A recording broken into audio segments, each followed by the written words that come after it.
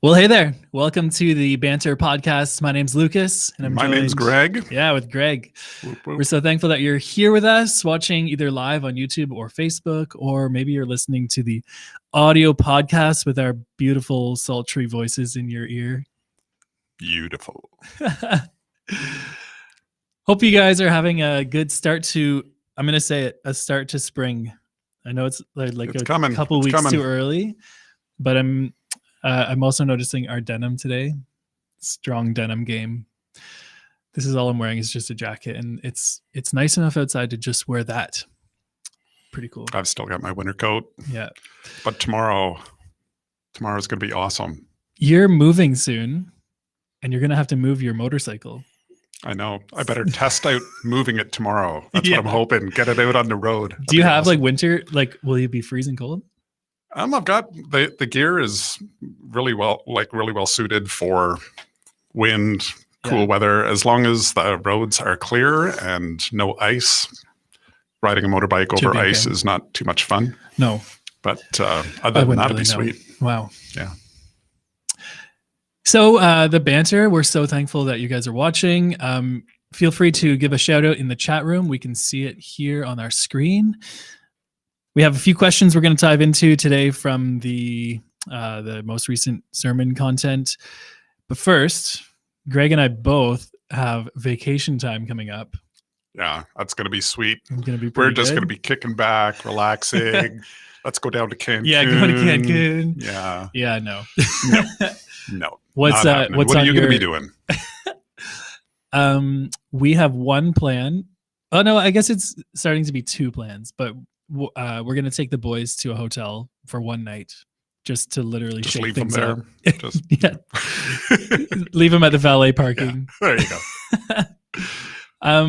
There's now that I think one of the hotels actually has a pool open, which is a big selling point for the kids. Yeah. And now Grayson he's 4.5. He has like this whole plan. He can tell you it's like it probably is going to take the whole day to develop. It's like this in the morning, then this, then we go to the hotel and have a nap, then we have like dinner, and he has a whole plan. It's going to be really fun. Nice. And then I think I'm going to take him for like a daddy-son date and go to Cabela's. Oh, sweet. And maybe get him a fishing rod. Nice. For the summer. You'll love it. Which will be You'll really love fun. that.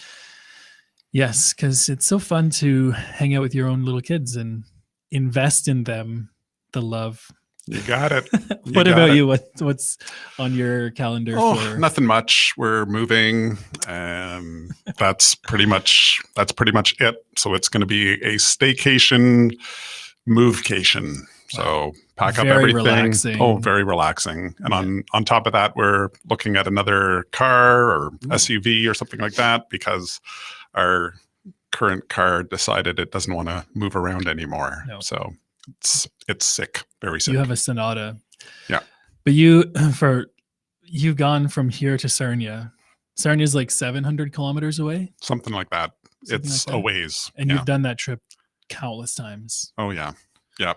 Thankfully, that's slowed down a little bit over the last little while, but 190,000 clicks on the car. Whoa. 5 years. Too many. That's a bit. Yeah. It's a lot. Yeah. Wow. We bought our van this time about January last year. It was like, do we get an SUV or do I just go for it and get a van? And we went for it. The dad van. We got a van. It's awesome. It's amazing. This is what every dad says. I remember those years. You they could were put awesome. a whole sheet of plywood in there. Yep, that's right. Yep. The newer ones, you have to put the plywood on an angle a little bit, but it still fits. It still fits. Oh, man. So today we're kind of switching the roles a little bit because I preached. That's right. You're in the hot seat today. Wow. We have just started a new series, which is, I've been really looking forward to us getting into this. We're calling it Overcome, looking at mental health and what we can learn about both the way Jesus approached his own suffering and crucifixion, death, resurrection, and what he did for us, but also looking at what we can learn from his experiences that apply to us in our situation in our world.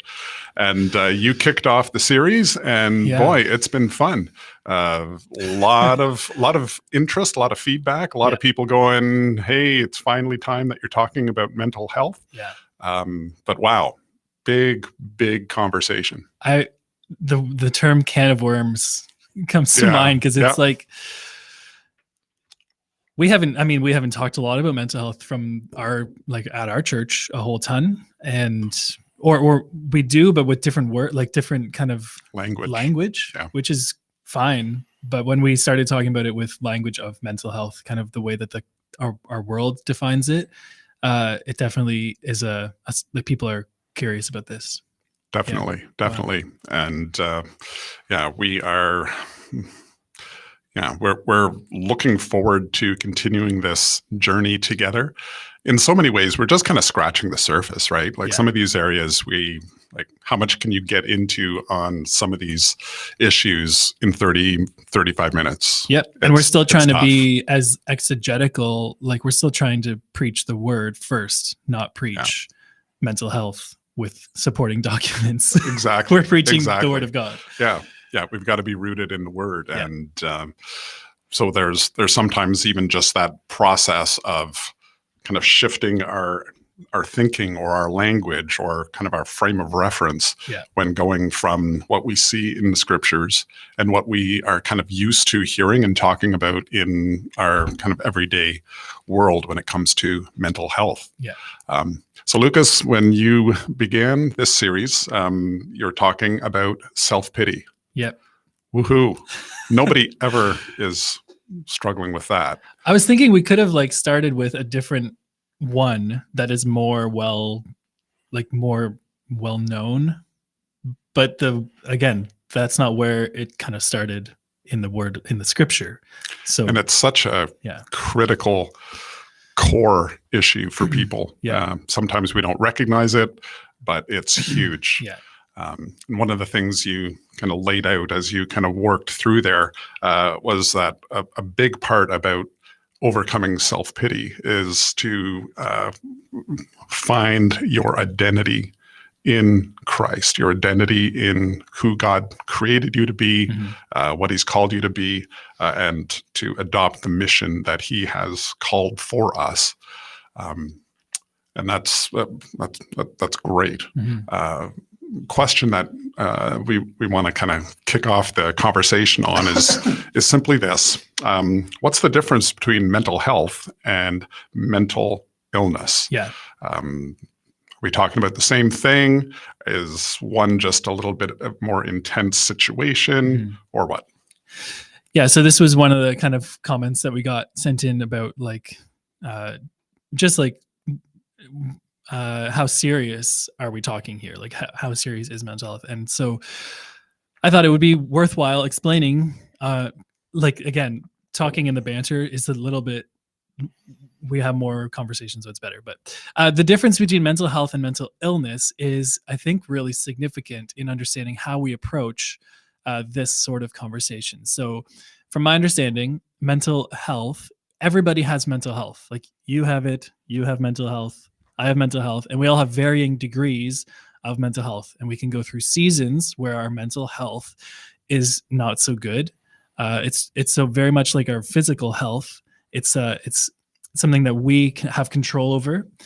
This is like you can overcome mental health because you find support. You can work on yourself. You can.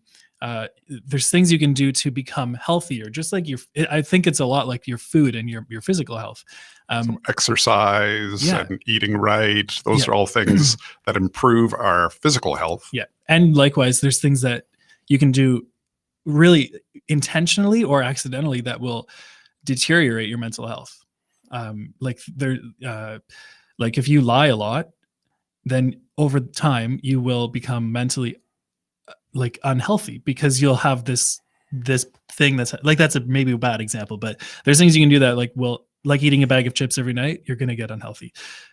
On the same thing with lying, that becomes part of your nature. It becomes part of the way you respond, and it becomes that knee-jerk response to almost anything. Yeah.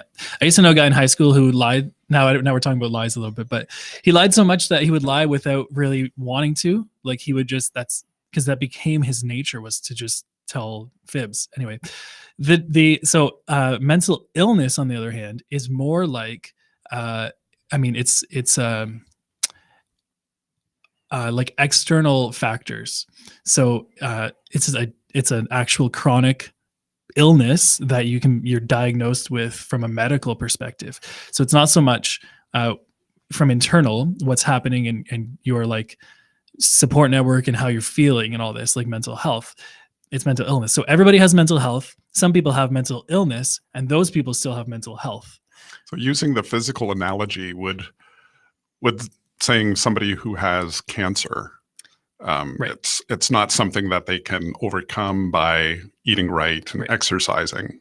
It's something that's attacking them. Would that be kind of a good analogy between the two?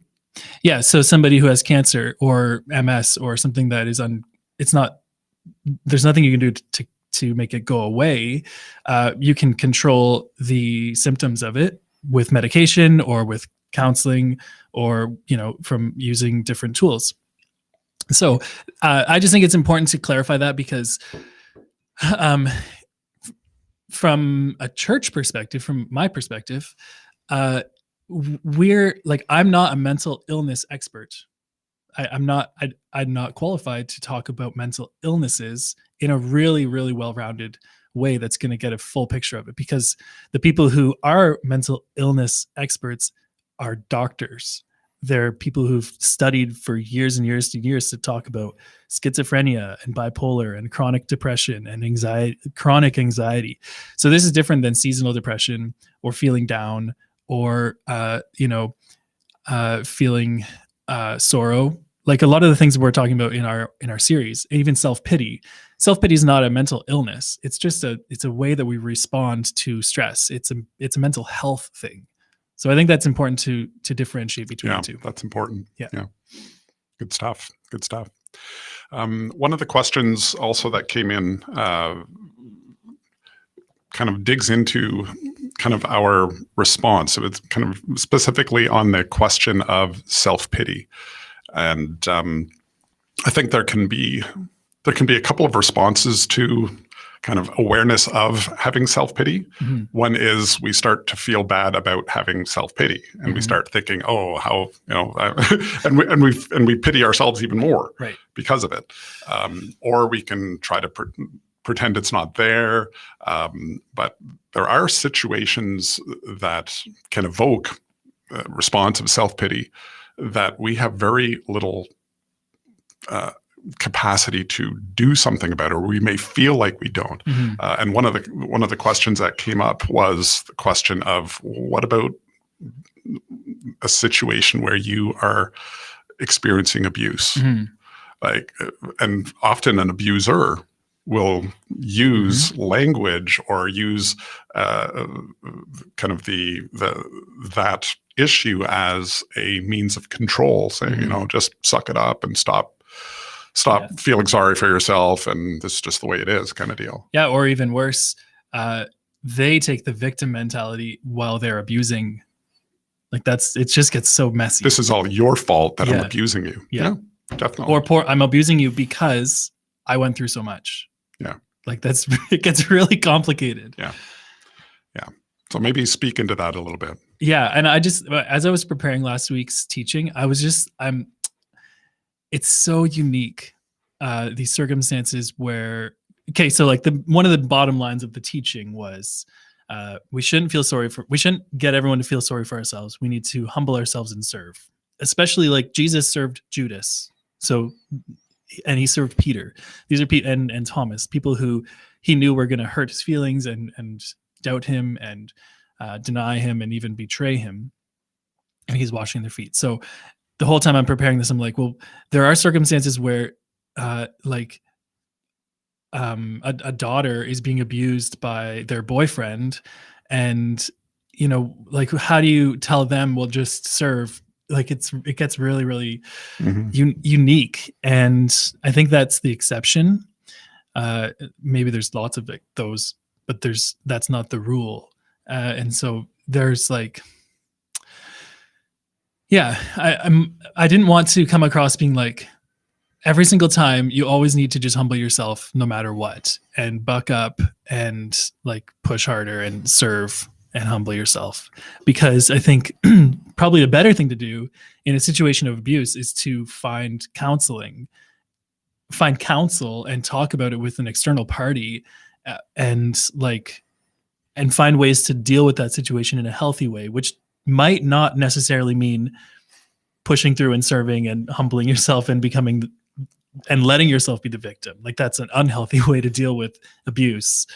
Yeah, I think that's something that's important to keep in mind especially in an abusive situation, is that the loving thing, the serving thing, is not put up with abuse. Right.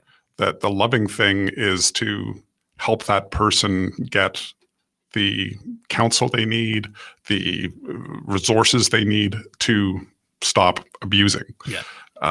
For some people, that they're in a situation where obviously an abuser usually isn't saying, so how, please help me stop this. Yeah. It can be a very difficult thing, and sometimes separating, distance, doing what you need to do to be safe is a healthy, loving thing for yourself, and it's for them. It's stopping family. them, stopping them from having that opportunity to abuse, and then using the systems in our culture, in our systems that we have available to us to help that person, whether that means involving the police, whether that means involving the medical community. All of those resources are at our disposal. But just kind of taking abuse for the sake of abuse is never the right answer. No, I remember when I was at George Brown College in Toronto, I remember the moment I learned the word holistic. I have a really good memory for weird things like that. But I was sitting in the room, and she's like talking about the system of the socioeconomic system that we live in, and Canada's like federal and provincial support systems for families and children and all this. And she's saying that for people who are dealing with mental health, it's important to have a holistic approach to health. And I didn't know what that meant, but now I do. Holistic means that it's not just like a one-stop shop that you go for all of your social, economic, spiritual, emotional, mental like support. You don't just go to one place. You go to multiple places that are kind of experts in different things. So, the mission of Brookside is to help develop fully engaged followers of Jesus. That's our mission. Our mission is not to, and maybe it's part of it, but our mission is not make people mentally healthy. We're not making mentally healthy people. That might be the mission of other agencies, and it's part of our part of being a fully engaged follower of Jesus would be learning how to be we can't provide it all. But we can't provide it all. It's kind of like part of a fully engaged, fully devoted follower of Jesus is physical health, but that doesn't mean don't have workout programs. and people don't come here to buy their groceries. Right. Like exactly. We know that there are other agencies, other institutions, all that kind of thing that provides other areas of support that we work in tandem with. But what we want to do is be really honest, and this has been my heart in ministry all along, is like, you take it back to a Christian worldview, and I understand every day I see this in the world. Like, this is a fallen world, a broken world full of pain and sin. And there's no perfect people except for Jesus. And it is our, like, every day we're just supposed to be, we're struggling to make the most of this world by putting our faith in Jesus.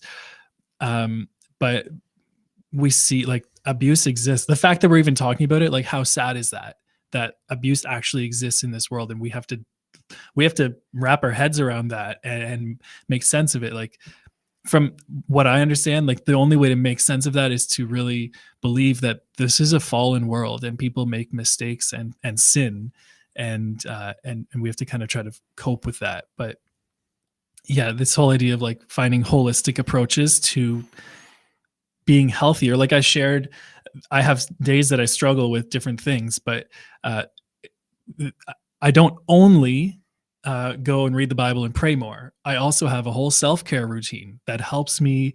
I have literally, I could tell you exactly what the routine is, and it helps me when I'm down, when I'm feeling down. And so that's important. Yeah. One of the things I was thinking as well, and that probably leads into our wrap up, is that it's not only a holistic approach that we need, but a communal approach.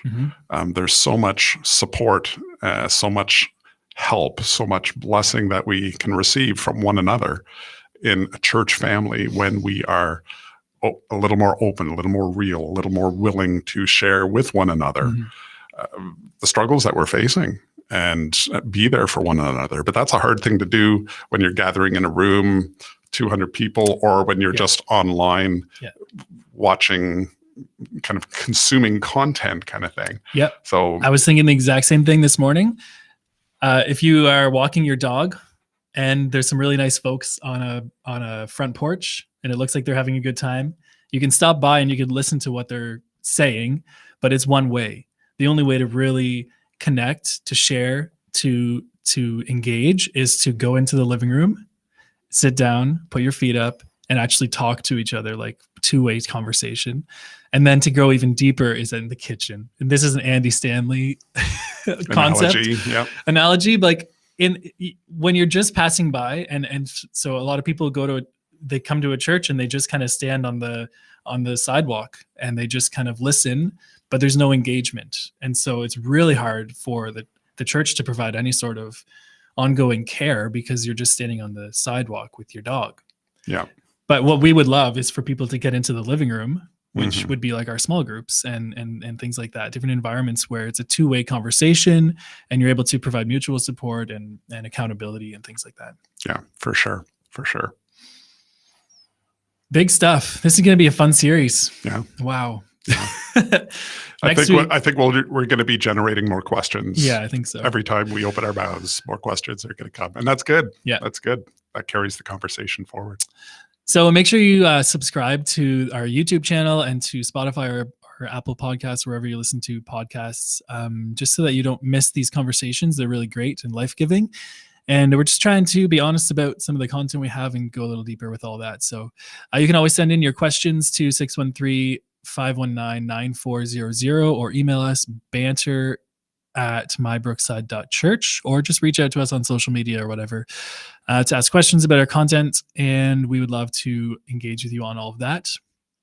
And coming up on Sunday, we're going to release another sermon or another worship service with all of us about sorrow, overcoming sorrow, which is going to be another really tough one to talk through. Yeah. Yeah. It's a hard one to do with a smile on your face. Yeah. That's for sure. Yeah. So stay tuned for that. Otherwise, we will see you all in the next episode. See you around.